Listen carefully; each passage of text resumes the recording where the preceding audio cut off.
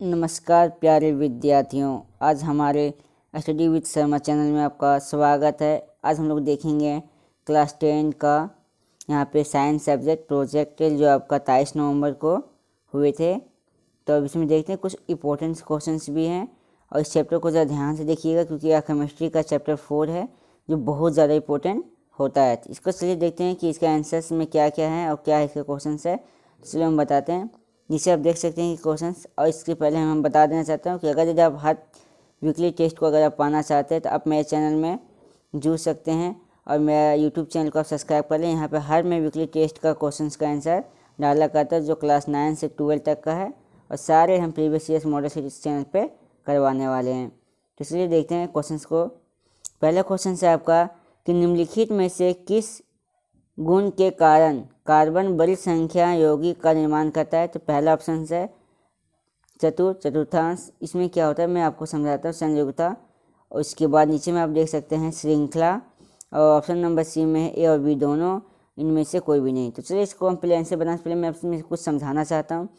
पहले बताते हैं कुछ सी का जो होता है कार्बन, इसके 4 होते हैं संयोगिता। इधर इलेक्ट्रॉन इसकी जो होते हैं 4 संयोगिता होते हैं, आप देख सकते हैं जैसे कि।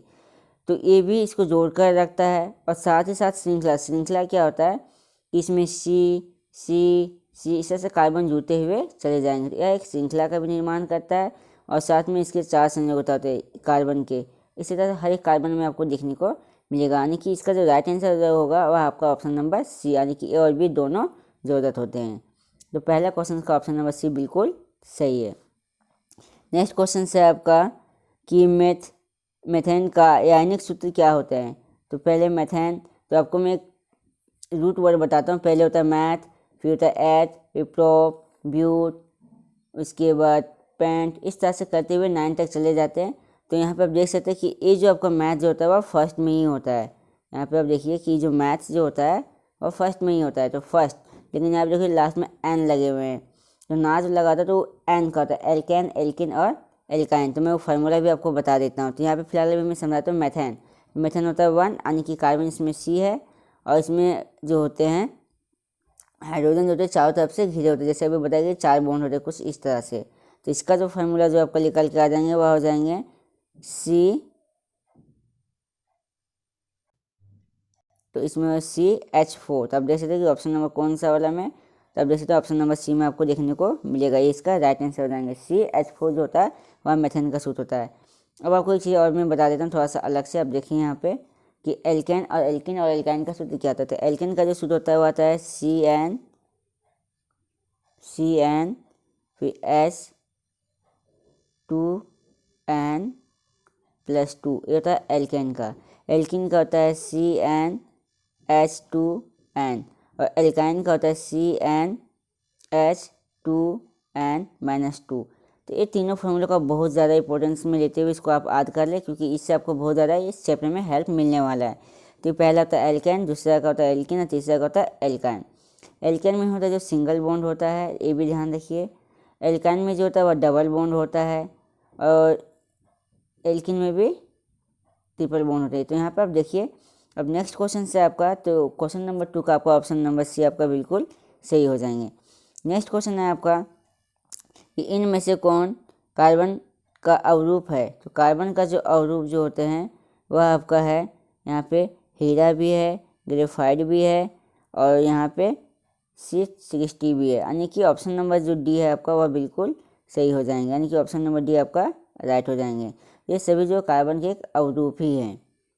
नेक्स्ट क्वेश्चन है आपका संतृप्त कार्बन यौगिक में किस प्रकार का सहसंयोगी अबंध पाया जाता है। अभी जस्ट बताएं ऊपर में, संतृप्त मतलब एक बंधन, संतृप्त और इसमें असंतृप्त पढ़िएगा। संतृप्त में होता है एक बॉन्ड होता है और असंतृप्त में होता है जो सेकेंड बॉन्ड भी होता है और थर्ड बॉन्ड भी होता है, यानी कि डबल और ट्रिपल। तो ये संतृप्त में होता है एक बॉन्ड, असंतृप्त में होता है डबल और ट्रिपल बॉन्ड। तो एक बॉन्ड को बोलते हैं एल्केन, इसको बोलते हैं एल्किन असंतृप्त वाले को, और थर्ड बॉन्ड को बोलते हैं एल्काइन। तो इसमें आप देख सकते हैं कि यहाँ पे आपका जो ऑप्शन में दिया गया है संतृप्त, तो इसको बोलते हैं हम लोग एल्केन। तो आप देख सकते हैं कौन सा बंध में, तो एक संतृप्त होता है वो एक बंधन का होता है, यानी कि ऑप्शन नंबर ए आपका सही हो जाएंगे। नेक्स्ट क्वेश्चन है ब्यूटेनॉन चतुर्थ कार्बन यौगिक जिसका प्रजात्मक समूह होता है। आपको प्रजात्मक समूह से बताने का कुछ प्रजात्मक समूह इंपॉर्टेंट होते हैं, जैसे कार्बोक्सिलिक अम्ल का जो होता है प्रजात्मक समूह उसको याद करने पड़ेंगे, एल्डिहाइड का, कीटोन का, अल्कोहल का। तो अब जहाँ पे ध्यान से सुनिए तो उतना तो नहीं मिलेगा, लेकिन आपको थोड़ा सा हिंट्स करना होगा। कीटोन जो होता है, ब्यूटोन जो होता है वह कीटोन का कैटेगरी में आते हैं। और कीटोन का जो प्रजात्मक समूह जो होता है वह आपका हो जाता है माइनस यानी कि डैश सी डैश, और उसके बाद आपका डबल बॉन्ड और ओ हो जाते हैं। तो कहने का मतलब है कि कीटोन जो होता है वह हमेशा बीच में होता है। तो ये ब्यूटोन है, तो यहाँ पे ब्यूटोन लास्ट में नॉन का यानी कि कीटोन का। तो इसमें आप देख सकते हैं, तो ये जो प्रजात्मक समूह जो होता है वो आपका किसका आ जाएगा, कीटोन का। कीटोन का प्रजात्मक समूह ए होते हैं। तो कीटोन का आपको बता दिए, और ये है आपका यानी कि 5 नंबर का ऑप्शन नंबर सी आपका बिल्कुल सही हो जाएंगे।